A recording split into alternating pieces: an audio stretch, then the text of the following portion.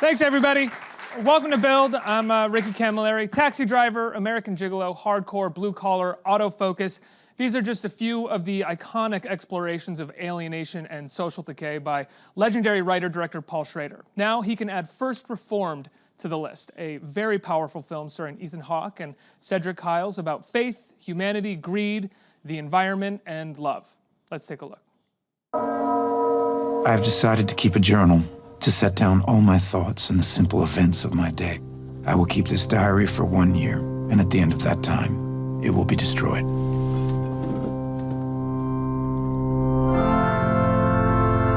I encouraged my son to enlist. It was a family tradition. 6 months later, he was dead in Iraq.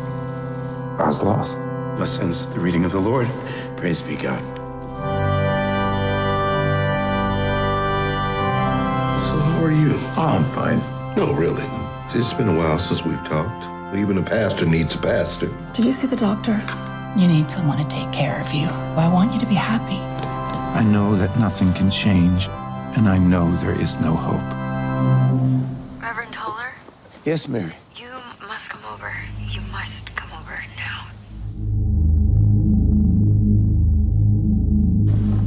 Explosives. She was becoming someone I didn't know. Opportunistic diseases, anarchy, martial law. You will live to see this. You had no idea that he was thinking of... No. I'm so frightened. These kids, they want certainty. You know, don't think, follow. They fall prey to extremism. It's a world without hope. No, I have not lost my faith. You think that what we did together was a sin? I've seen enough real sin to know the difference. You didn't tell the police, right? Take a look at your own life before you criticize others. These are frightening times. We have to be patient. Well, somebody has to do something. Are you washed in the blood, in the soul cleansing blood of the Lamb? Are your garments spotless? Are they white as snow? My hands shake as I write these lines. Are you washed in the blood of the Lamb? Can God forgive us for what we've done to this world? Who can know the mind of God? Everybody, please welcome Cedric, Ethan Hawke, and the great Paul Schrader. Thank you. Guys, thank you so much for being here. I had the chance to see this film last night. I absolutely love it. It's one of the few films and that it feels like someone has doing a sober exploration of so many of our anxieties right now. And I know that these are a lot of anxieties that you've had for quite some time, as the film is very referential to Taxi Driver, and I think a number of your other films and your work as well. Can you talk about sort of diving into First Reformed, both the story about nihilism and love and faith? Okay, just go ahead. What you just said, you know, somebody came up to me. Ethan has a line in the film where he talks about wisdom is holding two contradictory things in your head at the same time, hope and despair. And somebody came up to me and said, you know, that's what it's like now. You have to be able to hold those things because that's our life now. You know, when we look around at the world, and that's that moment we're in. And I didn't answer your question. I just threw that off. Kind of did. You kind of did. Ethan, what made you want to be a part of this film outside of working with Paul Schrader? You know, the great Paul Schrader. I mean, what attracted you to this subject matter? Well, first of all, it's interesting when you watch movies. The role of the religious community is often usually mocked. I mean, if you see it as they're usually mocked or they're villains. You know, it's like performing exorcisms or something like that. And to get to play a sincere portrait of somebody in the religious community was an exciting challenge to me, to get to do it with Paul, to get to give voice to those anxieties that you're talking about. I mean, I think one of the things that a good writer does is articulate something that's on the tip of all our tongues. The movie's really asking questions that I have been thinking about, my friends have been thinking about, you know, where you feel upset, but you don't know how to say why you're upset. And the movie says it.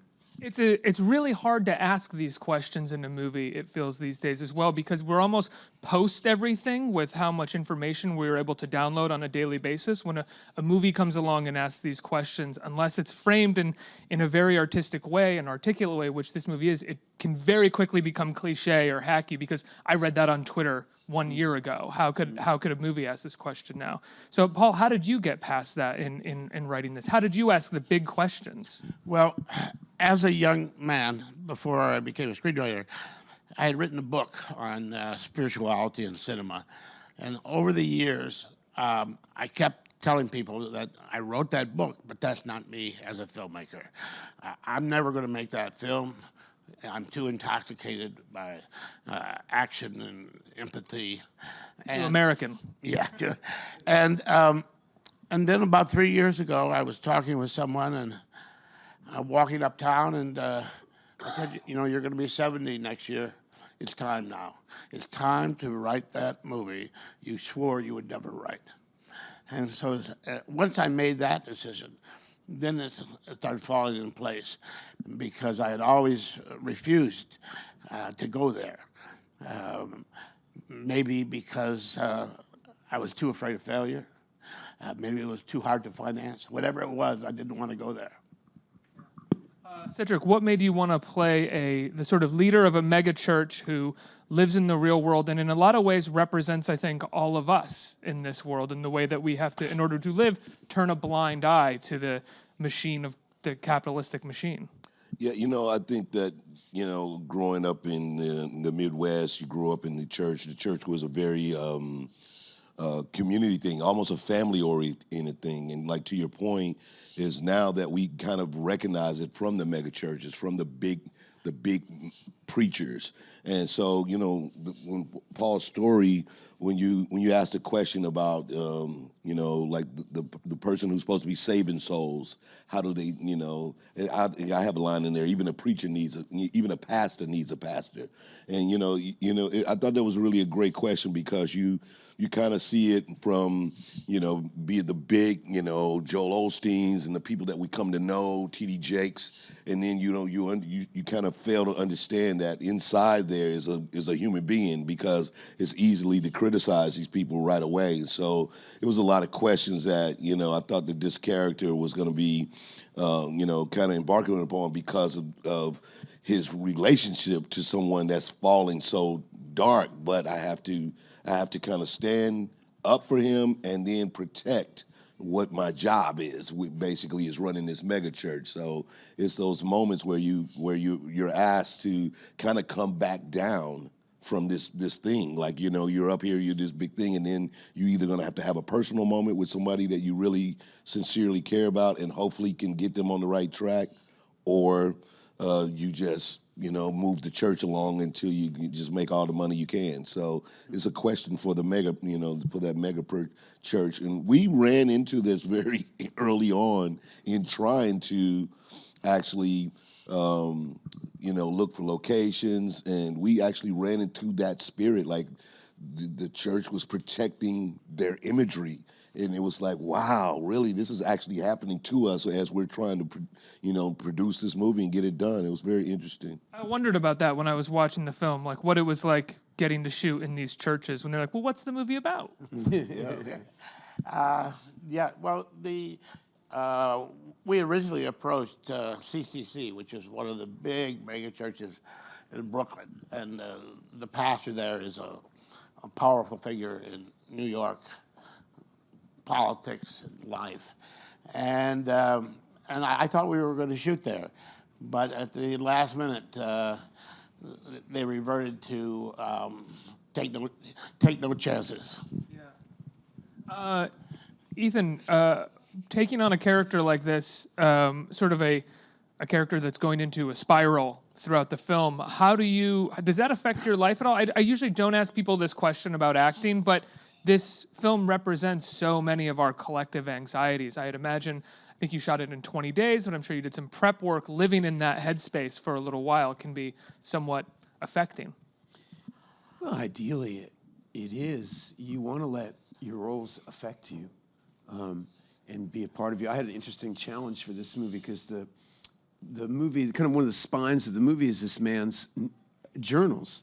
And we knew we had to photograph it. And so one of the things over Christmas, Paul gave me all these, I needed to write out all the different journals, and it needed to be, one journal with 2 journals written, one with 3 written, one with 4 written. And so I had to work on it. And it was a great way of finding his voice, just sitting there and being alone with these meditations and with these thoughts. And it is hard when you do a really black character, a character who's got a sickness of grief, a darkness, because you need to believe yourself, and you kind of need to teach yourself what the thought process is for not enjoying life, So it can be dark, but it can be, I enjoy doing that.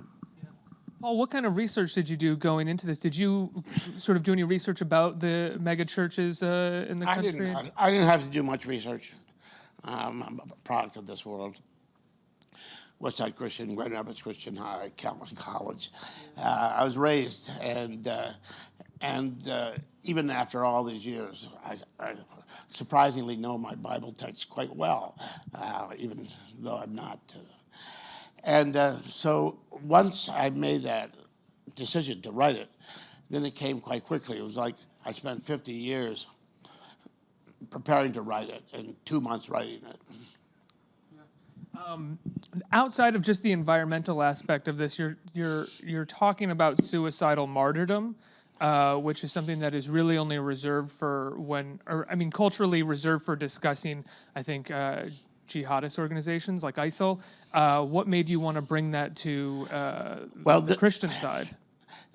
There's a strain. It's in the trailer. I'm not giving anything up, right? Yeah. Okay. It's in the DNA of Christianity, blood. The Old Testament, full of sacrifices, blood flowing through the gutters of the city. New Testament, symbolic sacrifice, and then we eat his flesh, drink his blood, and he died once so we don't have to go through that ourselves. So that when Christians go off the rails, this is often a direction they go. They get confused between Jesus' sacrifice and their own. And they start to think that if I suffer enough, I will earn my own salvation.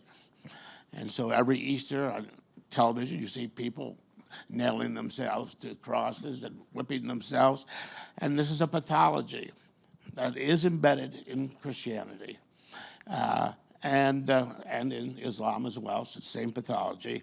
This idea that I can, through my own works, merit my own salvation. And it's the opposite of what Christianity teaches. But it is a very plausible pathology. It makes a lot of sense once you're trapped inside of it. Ethan, Paul shoots this film in, I believe, 4:3, which is somewhat referential to what he talks about in transcendental film, Ozu and Bresson and Dreyer, as well as maybe even Paul Polakovsky and Ida from a few years ago. Did you know that going into it, and does that change your performance or the way that you use your body on the camera if you're thinking about how the frame is shaped? Well, it changes the way you can block scenes. I mean, Paul had very rigorous rules about how the film was going to be presented. So if Cedric and if I decide I want to sit over there, I can't sit over there because that would force Paul to shoot an over the shoulder, and the movie's not going to have any over the shoulders, so I can't go over there. But it's one of those classic scenarios that when you develop these rules, there becomes, in that discipline, real freedom. If you don't use any primary colors and all of a sudden you use red, it has real power. If you don't move the camera and all of a sudden you do, and obviously it has power. I really enjoyed it. It was just so different. I'd never been asked to do that. Yeah, I'd imagine it creates rules for you to figure out ways to break, as well as just unintentionally affects the way that you kind of use your body on the screen. I spent the whole performance trying to do nothing, and then all of a sudden sometimes something comes out of you that you just can't help it. But the whole movie's operating like a coil. It's like restraining itself. What does that mean, spent the whole performance trying to do nothing? Trying not to act. We see all these movies with everybody acting up a big old storm, and trying to entertain you. And this movie's trying to do something different. It's inviting you in, and so it's a unique challenge, especially when you spend your life trying to showboat around. And most directors want the opposite from you. He wants us. You want to speak to that? When I first met with Ethan about this, I said, this is a lean-back performance. When you sense the audience coming toward you, don't go toward them. Lean away from them.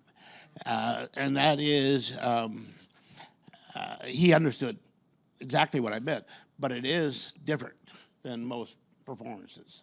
I knew exactly what he meant, but we never really had to speak of it again. It's an intense challenge. Have a camera in your face and retreat. But yeah, you're a performer for a reason, and that's because you probably have that innate urge to kind of jump at the camera a little bit. I think too, it allowed, the thing about being a screenwriter and a director is that in that choice too, I think it allowed for the words to come alive. Like, so each scene, we found ourselves letting the words lead you, so the action didn't, you didn't have to overdo anything. And then all of a sudden, each scene was very powerful. We had several where it was just us sitting in a room, and each time, each take, it just became more and more interesting of what's actually happening right now. Even from when you read it, even when you read the script yourself, and now you're doing it, you're like, oh shit! Yeah. I mean, it's a church movie. I cuss at church. So anyway, but it's like there's a lit piece of dynamite in the room. Yeah. And if you get really quiet, you start to hear it, and it starts to give you power. And we would find things in the scene that you wouldn't have known if you were busy. Paul, what kind of rules did you set out for yourself in making the stylistic rules outside of just 4x3 and no over the shoulder? Which, now that you said that, yeah, there are no overs, and ostensibly no camera moves. Particularly no pan or tilt, and pan and tilt is the bread and butter of composition. If the character moves a little bit, you adjust. Every operator, the first thing they learn is how to do pan and tilt without making it obvious. And so when you say to an actor, we don't pan, we don't tilt, well, that presents a kind of problem. You can't go there either. Or Ethan, or you have to leave room at the top of the screen because they might stand up. And if they stand up, you're not going to tilt. So you have a hole at the top of the screen. Ethan was full of that. And then, of course, music. Music is the easiest, most manipulative way to tell people how to feel: happy, sad, scared. You start not using music, and at some point, the viewer has to figure out what he in fact feels. There's something sad that just happened on screen, but the music's not telling me it's sad. Is it really sad? And those are all of the recessive withholding techniques that you use as a filmmaker to try to bring an audience into the screen, rather than climb all over them on their seats, because movies are so needy. We grab the audience by the lapels. We show them some beautiful women. We show them some fast cars. And we play music so they know how to feel every single moment. And so you don't have to do anything as a viewer.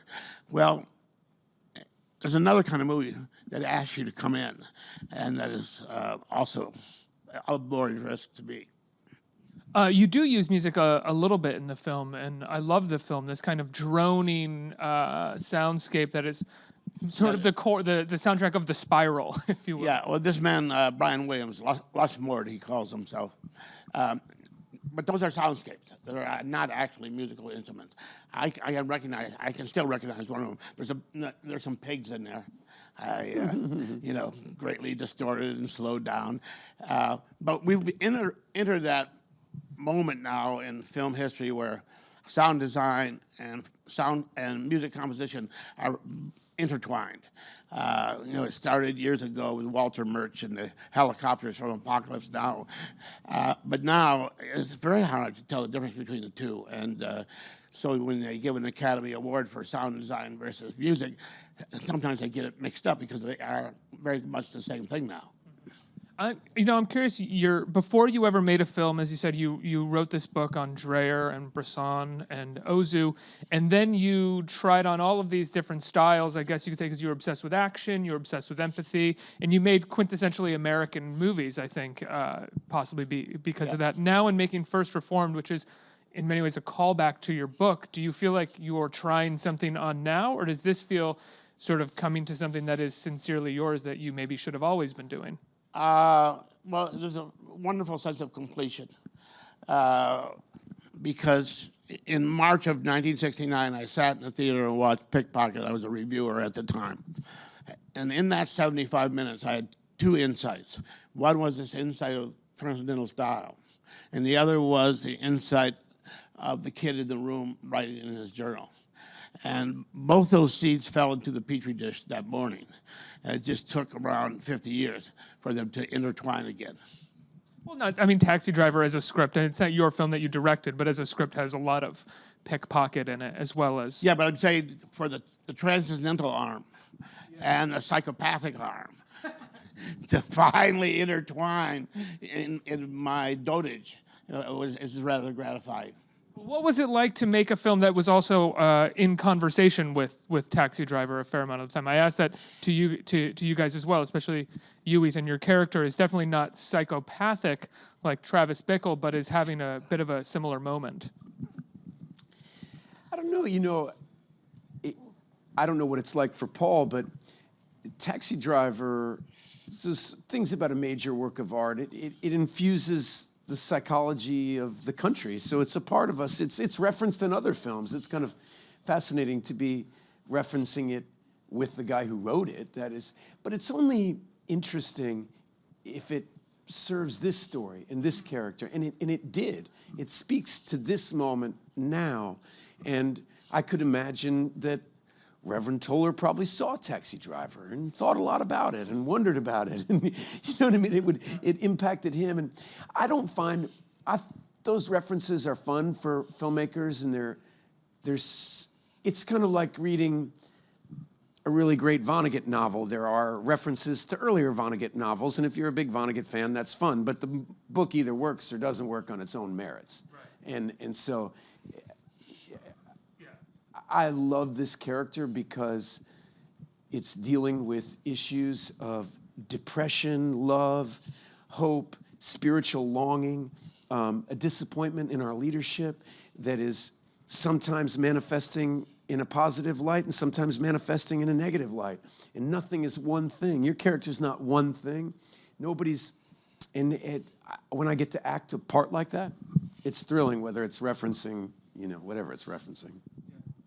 Cedric, that him saying that your character is not one thing is so right and smart about this film, because he could so easily be a kind of glib capitalist reverend, or running this mega church. What kind of conversations did you have with Paul going into playing this character so that didn't come across in any way, and you weren't making a joke about this person? Yeah, I think. Well, that was one of the key things Paul wanted to make sure. What he. I think he referenced it when we were back there, that he liked the idea that this guy was an everyday kind of personality, somebody that you would see and you would automatically be kind of disarmed by just the fact that I either think I like him already, which is in a way what the minister should be, right? It's like when you think about a minister, you kind of go like, I automatically give this guy, this kind of, credit for being a good guy, and I should believe him, and he should be a great leader, and until he messes that up, like with a scandal or something, and but the fact that. When that I have to raise so much money, the fact that that he's trying to kind of come at one of my big donors, and I need to kind of calm that down. That's the thing that you realize, that the job of having a mega church, the job of being a pastor and then also a CEO of this kind of big organization is is where, you know, kind of where the line is drawn in the sand. And so I thought that was interesting, that you wanted to kind of believe that I like this guy, and then see things that you may question, like, wow, that he doesn't, you know, he's not actually with Ethan's character or Reverend Toller on everything, because, you know, again, I got to raise a lot of money every year, man, and this guy is one of my big donors, and, you know, calm down. Everybody needs to relax. The first time I spoke to Cedric on the phone, you know, I said to him right off the bat, I'm not casting you to be funny. And he immediately said, I know that. And because I was a little worried that he would think, oh, we want to put some comedy in the movie. And but Cedric immediately understood when he read the script that this is not, he isn't being cast as a comic, but he is being cast because he has that aura of friendliness that we associate with comics. And his character, in a lot of ways, represents the kind of impossibility of pure virtue in the world that we live in right now, which is, no matter what ideology you hold, no matter how sort of purely hopeful it is, you are in some ways intrinsically linked to the machine itself and to some form of global degradation. Let's get some questions from the audience. Hi, how are you? This looks really great. My question is more directed at Ethan. Looking at your career, your characters really vary from anywhere from Predestination to Good Kill, Maggie's Plan. So my question is, what makes you take a role like this, something really heavy and dark? Because there's not really one type that you seem to go with. It's strange, you know, you something either speaks to you or it doesn't. I feel that acting at its essence is, it's interpretive art, right? It's taking a piece of writing and saying, hey, everybody, listen to this. Isn't this a great line? Do you hear that? You know, I mean, it's something you want to share with your friends. And at its core, that's kind of how I think about it. Do I want to tell my friends about this script I read? Do you know? And if I do, then I should probably make that movie. But also sometimes I'll read something that is good that doesn't speak to me. I don't see myself in that world. And so there's nothing right or wrong about it. I just have followed my nose my whole life. You also seem attracted to filmmakers as well. I look at most of your work, and there's usually a very strong voice attached to it. Exactly. Well, actors, we're only as good as our opportunity and as our editor. You know, there's one of my favorite recent quotes about acting was Frances McDormand said, I don't need a good actor's director. I need a director who's good at editing, you know, because I know about acting. I'll give you the good stuff, just use it. You know, don't use the bad stuff, use the good stuff, and differentiating that is a big part of it. We don't operate in a vacuum. You know, we're only as good as our team, and having a good team leader doesn't matter what the profession is. Next question. Hi, Cedric. I'm a big fan of your work. I wanted to know, unlike most of the other roles that you played in the past, how was the experience playing a character like this, and what are some of your most fondest memories of working with people like Steve Harvey and Bernie Mac? Well, you know, again, when you're a comedian, you know, most of the time you're cast, you know, for your comedy. And so even to have this opportunity to have, you know, to get a call where, you know, Paul Schrader is possibly considering you to be in a movie, you're like, okay, really? Like, what's that about? You know, and you know, and to hear like his explanation of it, you know, you kind of go, that's the inside of your personality. If somebody says, I want you to be this person I believe that everybody thinks you are, right? And start from there and then create this character. And I was like, all right. So, you know, that was really great. And I mean, you know, and of course to have the opportunity to, you know, work in scenes with Ethan, again, just, you know, dynamic, great actor, and, you know, and so I think my career has been full of those kind of unique opportunities. Of course, when you go to the comedy side, both, you know, Steve Harvey and Bernie Mac, you know, late Bernie Mac, legendary. So I toured the country with them. We did the original Kings of Comedy. We had a brotherhood that still operates to this day. Like, I still talk to Steve quite a bit, like, you know, at least a couple of times a month. And then, and miss Bernie every day. So it was those kind of opportunities of having a career that's had like a lot of big highs, and then opportunities to change speeds, to do big stand-up movies, and now do a small role in a very smart film that people will be surprised that I was even cast in, and that and be able to hold my own. Like, I mean, that's the biggest thing. Like, you want to be worthy. Like when when Paul calls you on set and they yell action, you pretty much all you want to do is be worthy at this point, because you know that everybody's made this choice.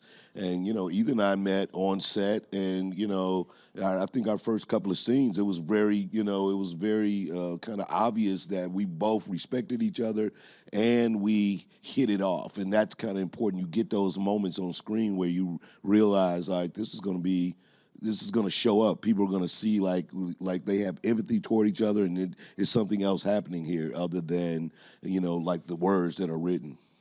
Yeah, and the film was shot in like 20 days, right? So you guys didn't really have time to rehearse or anything like that. No, well, we had readings and rehearsals. The new technology of film. When I first began directing, this film would have taken 45 days. Then it would have taken 35 days, and now it takes 20. I get more dailies, more raw footage in 20 days today than I got in 45 days 30 years ago. So what it means is that you almost never stop working. And I know that Ethan loves this aspect. In the past, you had a lot of trailer time, just waiting, the lighting, the setup. Now, I never even get to my trailer. Because by the time I reach for the handle, there's somebody tapping me on the shoulder saying, "We're ready." And so you never are off the set. And, some actors don't like that. Some actors like the system where you had a lot of time to rethink and all of that. And other actors, and Ethan can speak to this, like it. Yeah, it's funny. My memories of Dead Poets Society are in my trailer. I would spend, I'd spend 9 hours in this little honey wagon, talking through the walls to the other actors. And that was my base. When I think about making that movie, I think about the trailer and playing guitar and reading. And that's where, and every now and then they would like unlock, like I was a zoo animal or something, let out the boys, and we'd come out of our little honey wagons and do a scene and then put us back in our trailers. And I don't even remember the trailer from First Reformed. We have these 5-6 page dialogue scenes. We'd get in there and start shooting and start talking, and then we'd take a break and walk to make a cup of coffee. It'd be time to be back doing it again. And so it forces you to be really prepared, because it used to be you could prepare in your trailer, and now you have to arrive on set to work and ready to work. And I actually like it. And I like it to your question earlier about if you're really going to get inside the skin of somebody who's in a lot of pain, it's much preferable to do it for 20 days than 45. And sort of rather than off and on for 45 days, but exactly. 20 days. You kind of can just dive full in. And your imagination has a cumulative effect. The more you're in it, the more it takes you deeper and deeper, and the more you break the spell, the harder it is to get back in. And so the movies can spin their own web. Next question. Hi. So this question is for Paul. So I'm a film student, and coincidentally, last week we watched Obsession, which is a product of which is a great story and a product of its time. And the same could be said for Taxi Driver and the other movies that you wrote and direct. So I was wondering, since this movie is coming out, in times like today, is it difficult for you to write a story as times change and everything keeps modernizing? No, I mean, I've always worked on spec. I began on spec. I work on spec today. That means on speculation. That means you're writing your own script and people aren't paying you to do it. And sometimes you get it made and sometimes you don't. It's script doctoring for a little while, though, right? Or no? Never did. Never. No, I wish I had, because it's a very lucrative profession, but I never did. And but speaking to this question, so I started out with a script, the first script about this guy in his room writing a journal, going around. And about every 10 years, I've come back to him.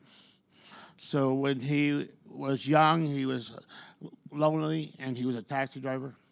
And then he was a gigolo, and he was narcissistic. And then he was a drug dealer, and he was anxious. And then he was a society walker in Washington, D.C., and he was superficial.